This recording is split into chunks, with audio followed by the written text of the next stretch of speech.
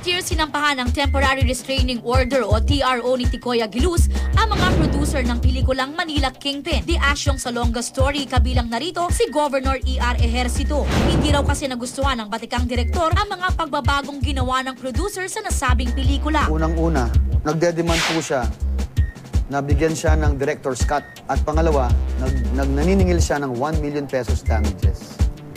At bayaran pa daw ang kanyang attorney's fees worth 400,000 pesos. Ang producer ang masusunod dahil ang producer po ang may-ari ng pelikula.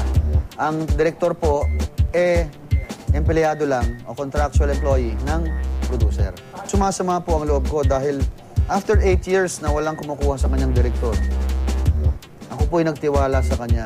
Ganon pa man na-lift ang TRO in time for the premiere. At sa nakaraang Metro Manila Film Festival, nasungkit pa nito ang Best Picture title. Lingid sa ating kaalaman, during that time, E.R. and Ticoy have been working on another project, ang El Presidente, the Emilio Aguinaldo story na magsisilbing silver screen comeback ni superstar Nora Honor. Kahit na-shoot na ni Ticoy ang ilang eksena ni Ate Guy, bunsod ng problema nila sa Asyong Salonga remake na pagdesisyonan di umano ng Viva at Cinema Concepts International na palitan si Ticoy bilang direktor ng naturang biopic. Imposible na pong magkaroon ng pagkakaayos dahil sa napakaraming problema na ibigay niya sa...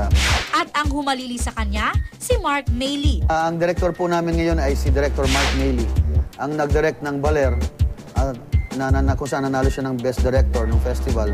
At siya rin ang nag-direct ng Crying Ladies, na nanalo din siya ng Best Director sa pelikula. Kaya si Director Mark Mayley na po ang gagawa ng El Presidente. Magaling po ang director ko ngayon.